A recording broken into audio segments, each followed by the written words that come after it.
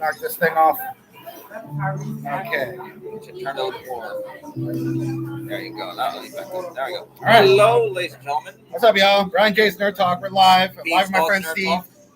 How you all doing? Look, froze. You're That's nice. froze. That's funny. Look, Technical technical difficulties. difficulties. Wi-Fi sucks. Yeah. It's a Walmart connection. That's Action Burger's Wi-Fi, but yeah. Anyways, we're here today. We have a video that we want to provide to you guys. It's a collab again. A little too soon. It's not Wednesday, but don't worry. We're just talking about the Activision Microsoft, Blizzard Xbox, FTC versus FTC situation. Xbox ABK versus FTC court case. Day 5 closing arguments where the judge was taking on the FTC. Day 4, the judge was going up against Microsoft, and that went mostly well for Microsoft. But the funny thing is that Microsoft has been very open and honest, while Sony is upset that what's happening to them with Microsoft is something they've been doing to everybody. But they're saying they don't do it, but they're saying if they do it, it's a good thing. But if it's done to them, it's a bad thing, which is pretty hypocritical. Meanwhile, Microsoft has been very open and honest about what they're doing. They want to take over the competition. They're buying out studios. They bought Bethesda because they heard that Starfield was going to be a PS5 exclusive. And so they bought Bethesda. Microsoft's been very open and honest about their position, what they've been trying to do. And the judge appreciates the honesty under oath that Sony is not doing at all. It's not just that they bought Bethesda. They went a step further and said, oh, you're going to get other exclusives from companies associated with ZeniMax. We'll just buy ZeniMax as a whole. And they bought up a lot of different studios, too. And Microsoft's just been pretty open about their whole position, about their plans. What they plan to do, wanting to dominate what they want to dominate the market, of course. And you know, when Matt Booty's email that was supposed to be scandalous got revealed in 2019, he was very open and honest about how he felt back then and how he feels might be different. But the focus for Microsoft is that, yeah, they want to be a competitor, even though they're in third place in terms of console sales. They want to dominate the market for the most part, as well as sharing with other companies. And that's one thing Judge noticed is that if Sony gets their way, then Call of Duty is only going to be on 3 platforms. But if Microsoft wins, Call of Duty is going to be on 11 platforms, including Nintendo. No, it was like 11. But including Nintendo, including Sony. But that was the funny part about this is that Nintendo, who was very skittish of Microsoft 10 years ago, it actually appreciates that Call of Duty is going to finally be on the platform because of Microsoft. So if Microsoft ever buys Nintendo, that would be catastrophic for Sony. That would be worse than what's going on right now. I don't think Nintendo... That's not going to happen I don't right think now. Nintendo's going to sell out. But Nintendo is now having a good working relationship with Microsoft that they never used to have, ever. They never used to have this type of relationship. And they know that Sony controls too much of the gaming market in Japan, and Nintendo is technically, in terms of sales, the number one company. And also, not to mention, when people say that it's that Sony, PlayStation 5, and 4 are dominating the market, you're excluding Nintendo sales, which every console owner has a Nintendo, basically. And the judge is just annoyed with Sony. That's the thing. Like, she's been annoyed and frustrated with them grilling Phil Spencer, where they kept asking the same question in different ways. They even asked Phil Spencer, will you swear under oath that you will not take away Call of Duty from Sony and PlayStation? And then Phil Spencer says yes. And then Sony's like, well, the FTC is like, will you swear under oath right now on a Bible? And Phil Spencer's like, yeah, sure, I'll swear on a Bible, absolutely. And that's what he did. And then they kept asking him the same question. And then the judge is like, okay, you can stop. Like, you don't need to keep asking and grilling him the same question when he's answered not under oath. And then under oath, he's answered on the Bible. And you're not getting anywhere asking the same question. And just because he's swearing on the Bible under oath doesn't mean he's going to change his mind after 10 years anyway. So, yeah. So I want to mention to people, for anyone that's confused why the Bible is such an important aspect here, that the judge got upset with Sony and the FTC about, asking the same question over and over. So in the legal proceedings, when you put your hand on the Bible and raise your other hand and you put that as an oath, that is a testament to the courts, to the record, and to God, supposedly. Right. Well, that's the concept. Yeah, that was the original concept from it. Now it's optional, But the FTC decided to just put the Bible in there anyway because it's optional. And Phil Spencer was like, yeah, sure, And Phil Spencer actually didn't have to do that because he's not a Christian. He's not religious. If you're an atheist, you have the option of swearing on the Constitution instead of swearing on the Bible if you're an atheist. But Phil Spencer was like, screw it. Okay, I'll swear on the Bible too. And it was so funny seeing the judge's reaction. It was hilarious. And the FTC's reaction it was hilarious. To the whole thing. I was like, oh my God. They're basically throwing themselves under the bus. They don't want to win. I mean, it's been so embarrassing for the FTC, and it's just been completely worthless, and it's shown that they shouldn't have done this. And if the judge rules in Microsoft's favor, then Jim Ryan is gone, basically. I don't see Jim Ryan surviving into the next year because nothing is going their way. Nothing. I did mention this to you that Japan still being the one in charge of it all. That Japan still being in charge of PlayStation and SIE and everything. It's Japan.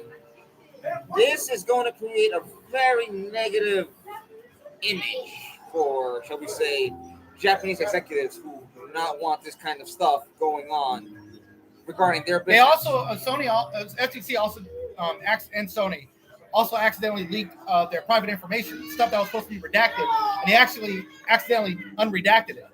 And then the judge in the court had to throw it out. But for a split second, you saw that The Last of Us Part 2 cost $200 million to make.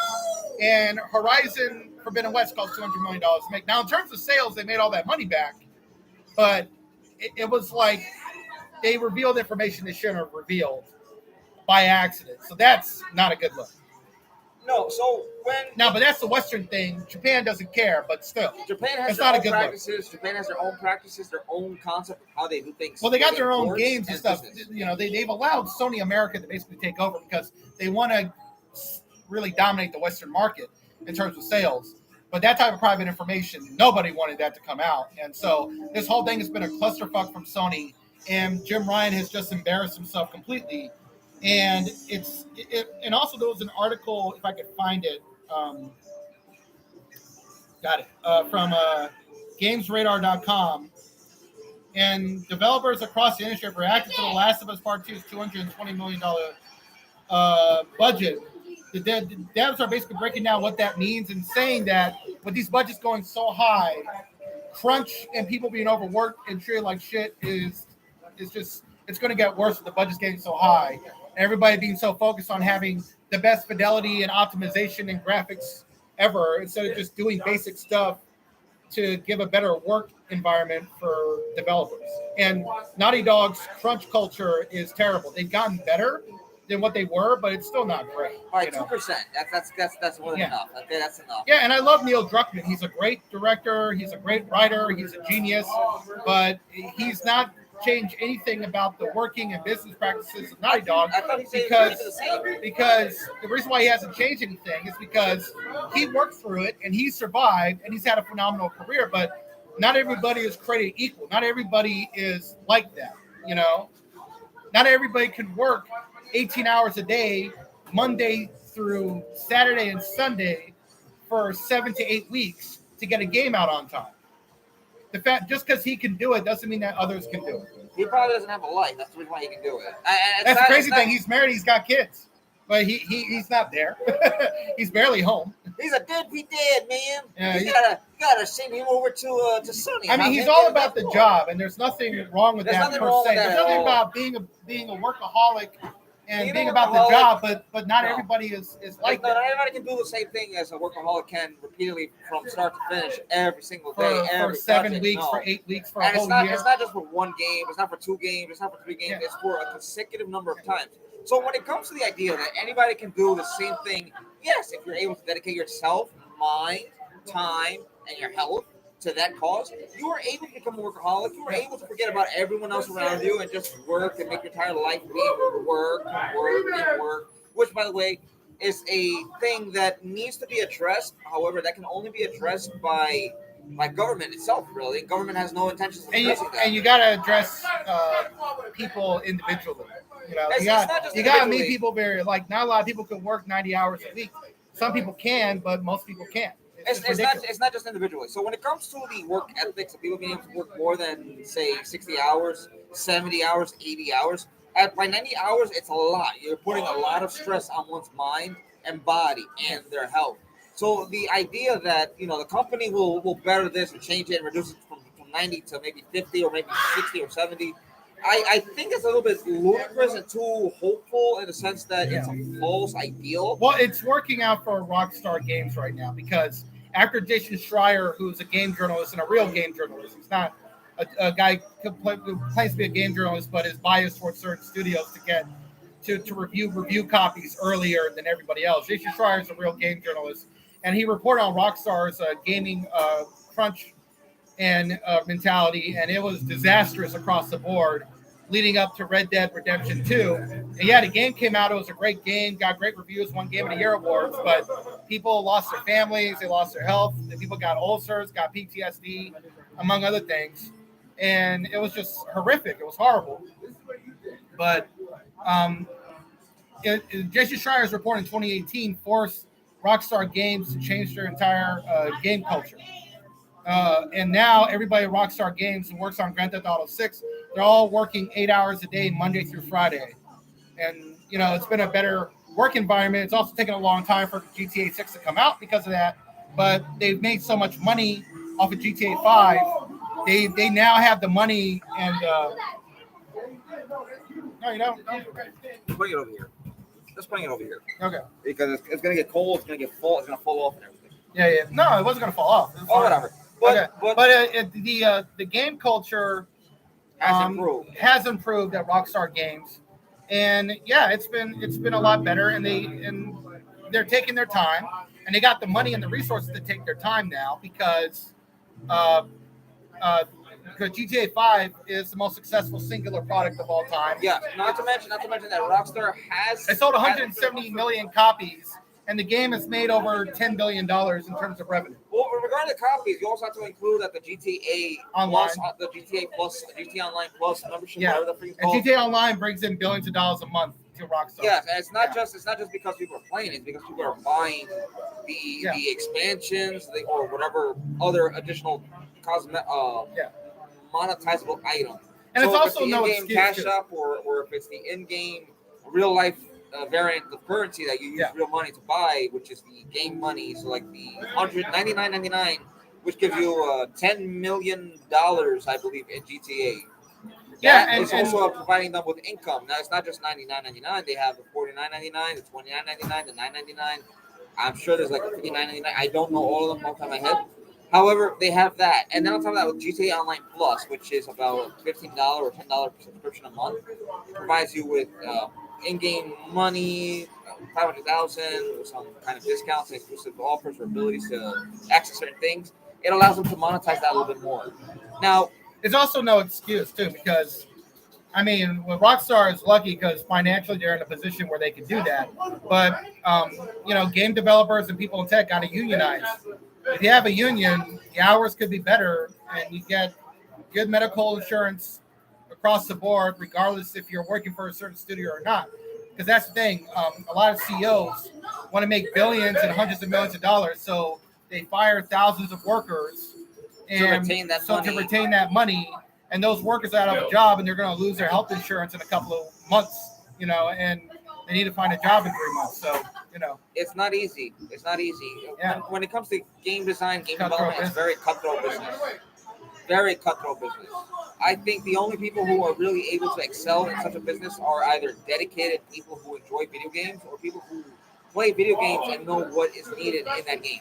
Yeah, that's my belief. I may be wrong. And also, they love and they're passionate about video games, and that's what keeps them going. But they suffer a lot. And, if you've been in game development for 5 years or more, you're considered a veteran because that's how many people quit within 5 years or less because of the burnout. They get so burned out, they're done after before 5 years is up. So if you've been in game development for 5 years or more, you're considered a veteran. So Neil Druckmann is more than just a veteran. He's ancient. He's been doing it for 18 years. And then you got Amy Hennig, who's been doing it since 1991, and she's 60 years old. She's been doing it since 1991, since she was 28. So, yeah. So Amy Hennig, I respect more than Neil Druckmann for the reason that Amy Hennig has multitude of successes under her belt. Yeah, but so is Neil Druckmann. Yeah, but And in many ways, to me, he's a better writer. She's probably a better director, but Neil Druckmann is a better writer. I mean, when he took over Uncharted 4 is arguably the best Uncharted game. And then he made his own property, The Last of Us. And with Bruce Straley, they created an absolute masterpiece. And the sequel, even though some of the story elements were polarizing, it was a phenomenal game. And he won a multitude of awards. So Neil Druckmann, to me, is a genius. But Amy Hennig, when it comes to directing, she's great. But with writing, I don't know. It's like she hits a lot and she is successful, but she when it comes to there are moments like every skilled individual has. There's a moment where there'll be a little bit of a slip. That's all. She doesn't have a lot of artistry, but she knows how to tell a really simple story. Yes. Now, anyways, in regards to the case, because that's what this video is about. Regarding the case, it has been 5 days of wow, this is exciting. This is, oh my God, this is what's going to happen. So, day 1, day 2, day 3, day 4, and day 5 have all come to a close. And we've come to learn, aside from Sony's poor use of ensuring that no one sees vital information, such as the $200 million for game development. I believe they used a whiteout or something, but it still came through in the scanner. I mean, seeing this has been eye-opening. Succession just ended this year, and that's a phenomenal show. But seeing it play out in real time is amazing. But it's not like a rich family that owns a company is losing a company. It's Microsoft trying to buy Activision. All this started because of one property, Call of Duty, which brings an enormous amount of money every year in terms of sales. But especially for PlayStation, and also, most of the people that play Sony and most of the people that play on PlayStation 4 and now the PS5 are playing Call of Duty games, and that's why Sony has been so adamant about trying to kill this deal. But seeing it play out in real time has been wild, and also all this big news and all these news drops with video games has been more revealing than any of the showcases. We got all these big reveals. When you think of it, all the showcases have given you insight to what games are coming out. This court case has given you insight to a lot more than just all that. We even got a release window for Elder Scrolls 6. It's coming out in November of 2026, which isn't going to happen. It's going to get delayed.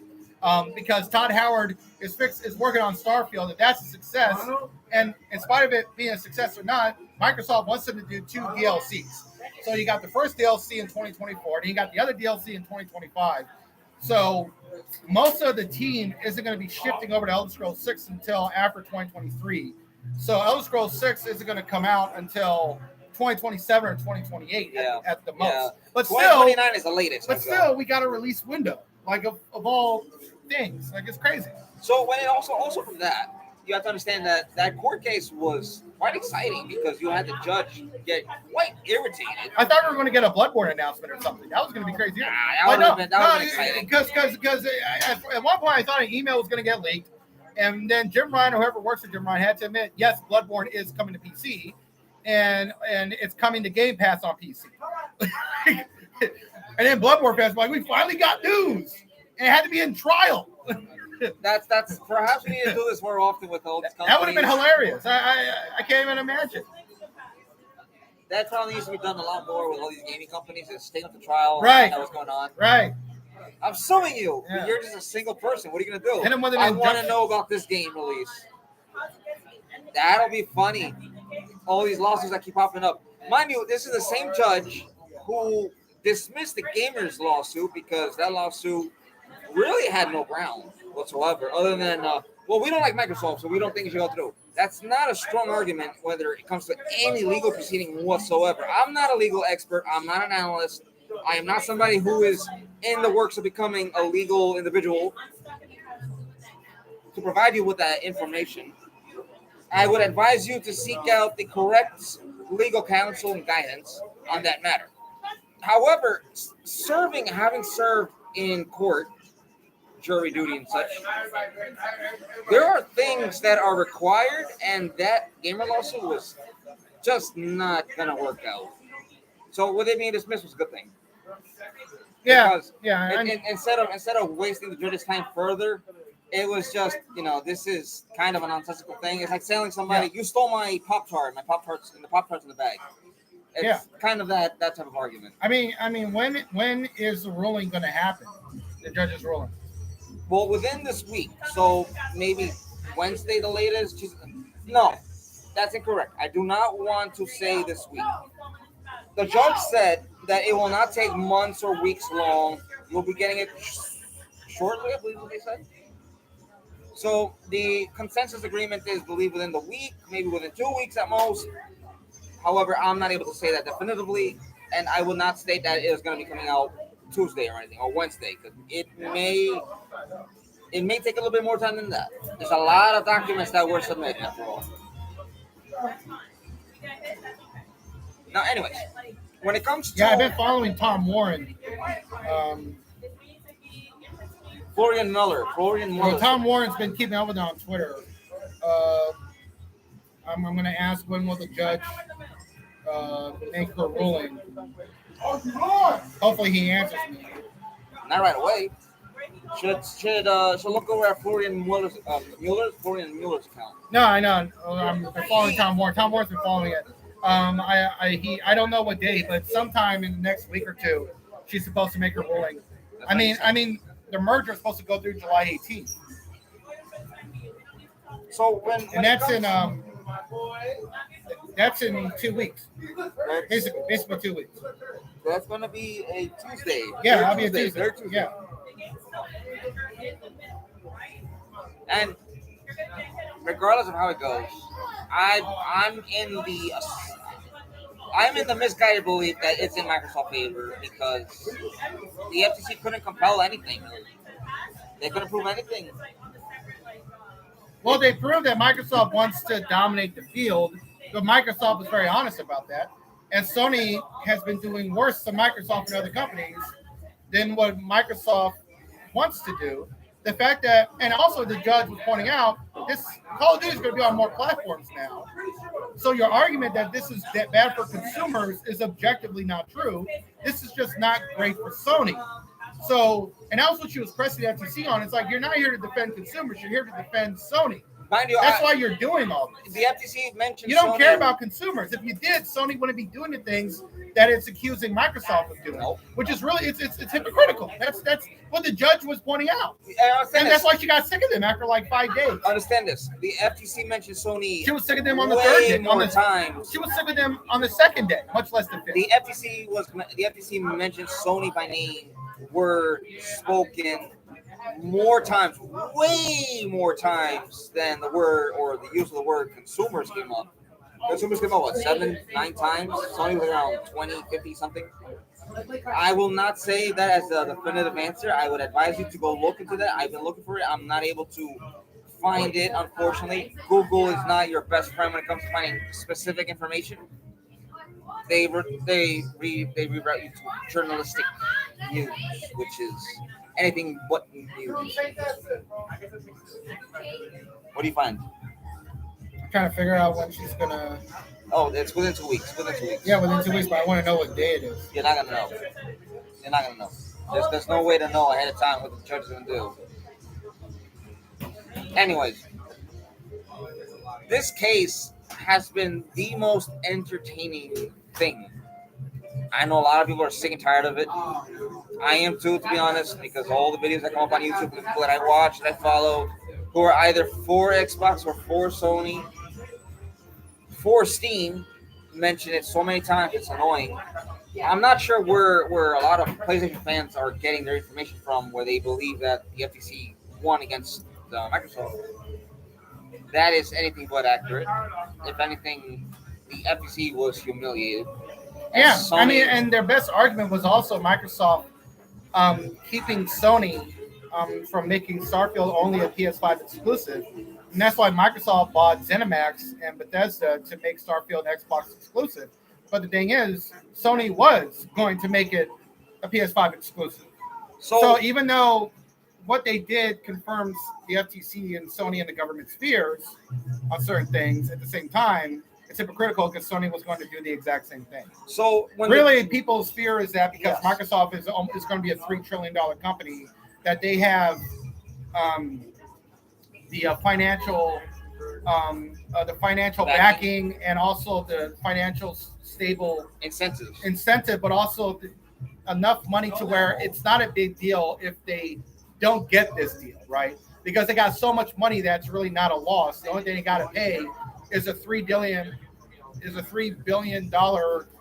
payout if the deal falls through. If they can't buy it, then they have to pay back the $3 billion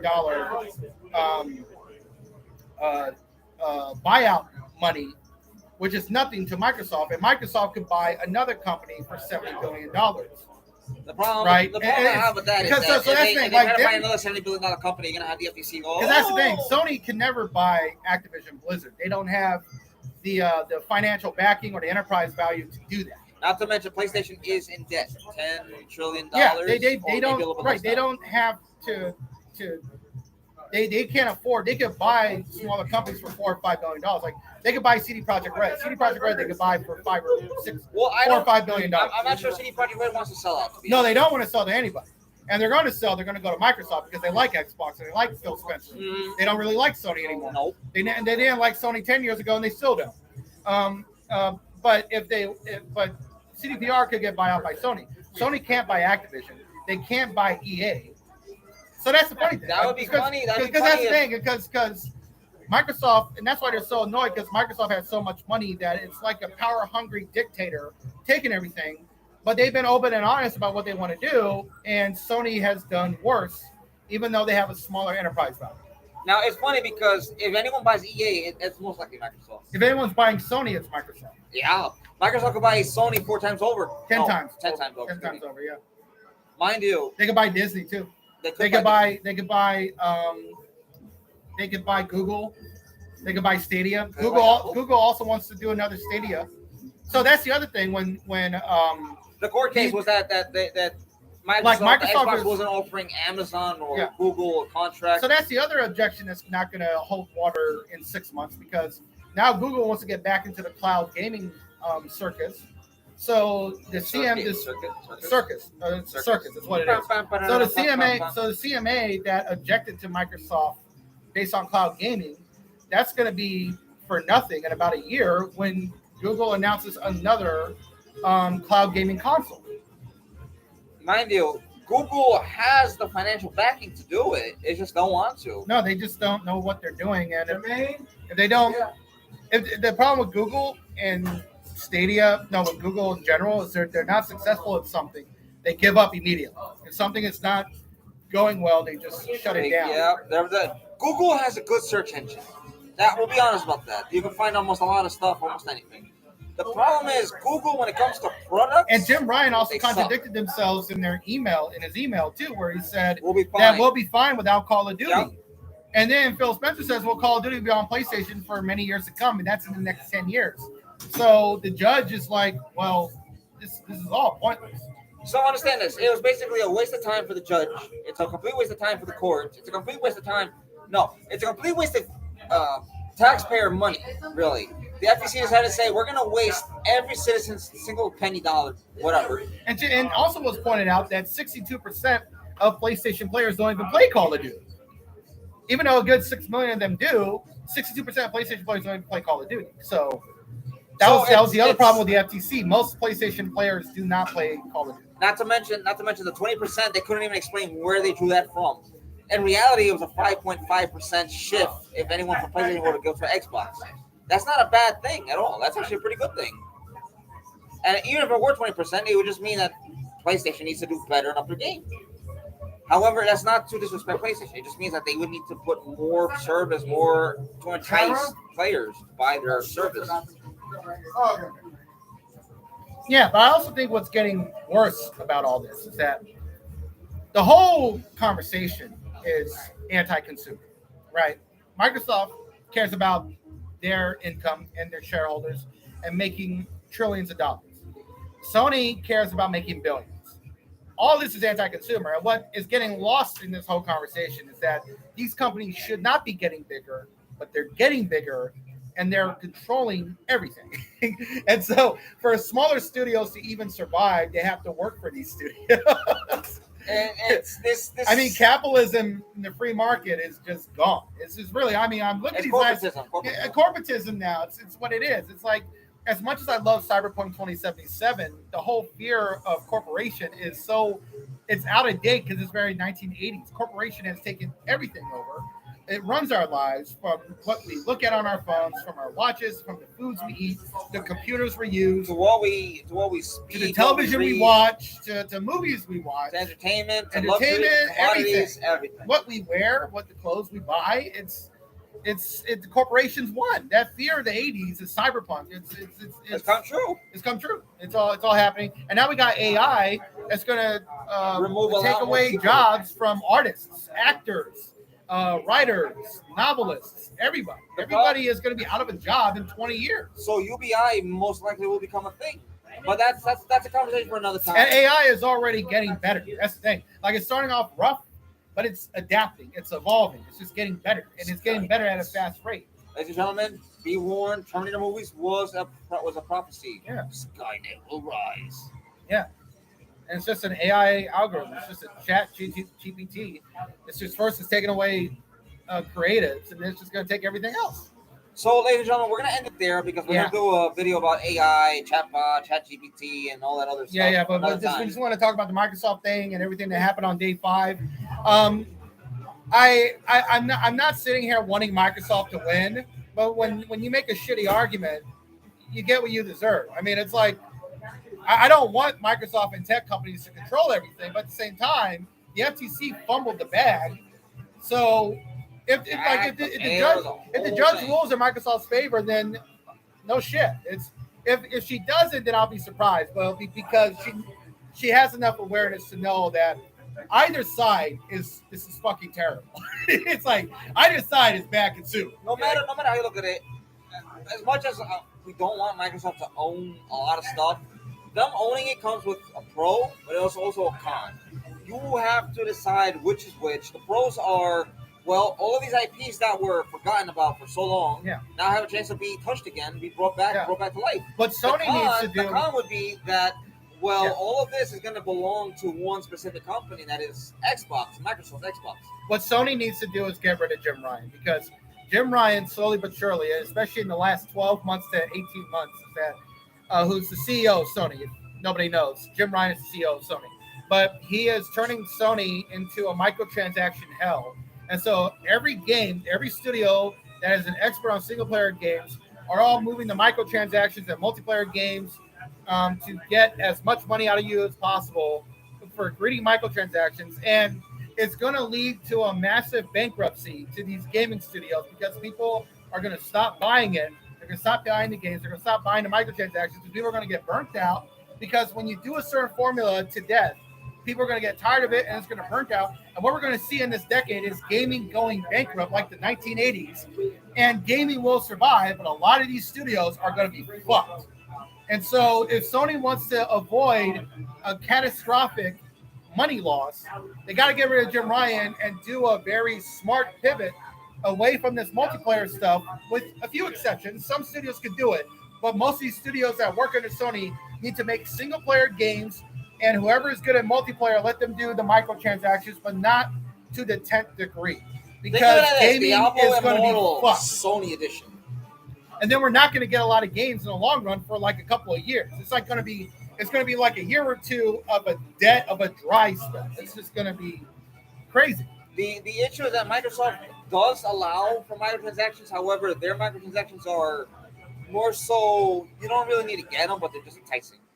Yeah. The problem is that a lot of these game studios are being told they need to go towards the direction of microtransactions because they're doing it with Naughty Dog. sell. They're doing it with Santa Monica Studios.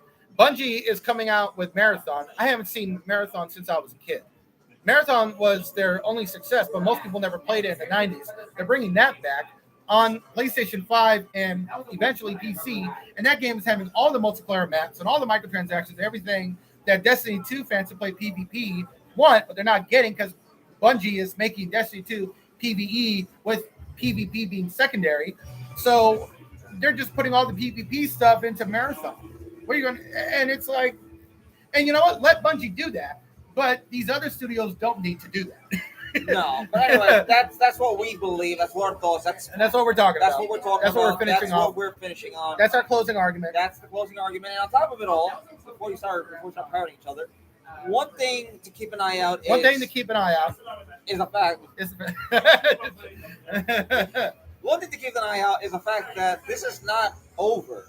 This is just the beginning, Yeah. and this is only the beginning because of two things: exclusivity and and greed. PlayStation. And greed. And well, that's And three greed. now, Yeah, three. agreed. Because Microsoft at least has enough wherewithal to not make all their studios do microtransactions. Like the studio that came out with Wulong, they're not making them do a multiplayer game. That studio makes Souls-like games, even though they were the studio that were making competitive, tough games before From Software created the Souls genre. Microsoft is not making that studio do something it doesn't want to do. You know, it's yeah. And Microsoft got their multiplayer games. They wanted Halo to be what Bungie's Destiny 2 is, but because they didn't mismanagement and not being hands-on and 343 using a game engine that's 25 years old that has a lot of broken game depth, a lot of issues. Halo Infinite has been a disaster. It's gotten better, but no one's playing it. Season 4 is great, but no one's playing it. I deleted it like 2 weeks ago. I said, you know what? It's just ain't enough space. I'll download it and try it out. I pre-downloaded Starfield. I'll buy it if it's good. If it's good, when I play my game, if it's good, I'll buy it. Yeah, I'll try it out like Monday or Tuesday. I'll re-download it and see Starfield's what's not up. out. Starfield's not out. But I just want to see what Season 4 is all about. I want to try out Forge these Infection. maps. It's just Infection. Yeah, but I want to try out the new maps in Forge. I haven't tried out Forge yet, so I just want to see what that's like. But the problem is that not a whole lot of people are playing, and we had a good time playing Halo Infinite the first 2 months because we were playing with our friends. But the game is broken, and so our friend Brendan stopped playing, And Tariq. Tariq stopped playing, and then I stopped playing because I went on to play Elden Ring. I stopped playing because I decided, you know what? I was like, I just played Elden Ring. Have you played Elden Ring yet? I'm saving up money to buy it right now. I'm almost there. You gotta play the game, dude. It's I just incredible. will. I'm not sure if I'm Are you gonna play it on Microsoft? I don't know if I'm gonna buy it on the PlayStation or the Xbox yet. Well, if you play it on the Xbox, I can help you out. I have a very powerful character. Okay. Yeah, I can help you. Yeah. I can help you. Me, dude. Whatever boss you're stuck in, I can just kill the boss. So just let me know. All right, no. And I grind to like I could get millions of runes and give you millions of runes so you can level up. So yeah. I might go with the Arturia build. Yeah. If anyone's not familiar with who Arturia Pendragon is, Fate series, Type Moon. Oof. Yeah. Excalibur. Yeah. And you will need help with Millennia because she is ridiculous. Melania. Melania. Like actually it's Melania. That's how you say it. Melania is ridiculous because she's basically a Sekiro boss put into a Souls game, and it's the toughest boss of all time. Mostly because of a gimmick, but she's a tough boss. Anyways, before we end up going on to Elden Ring and whatnot, we were talking about the court case. We've given you our thoughts. We've given you a little brief rundown of what we think of what's going to happen, how it's going to happen, what's going to happen, what's going to happen, where it'll happen. All right. How did you do that with one breath of air? Easy. There you go. That's all right, you need. So we'll talk to you guys later. Live long and prosper. This is Brian Jason Nerd Talk, and this is Steve's thoughts and Nerd Talk. May the force be with you, and I don't mean from the Disney perspective. All right. See ya. Have a good one, guys.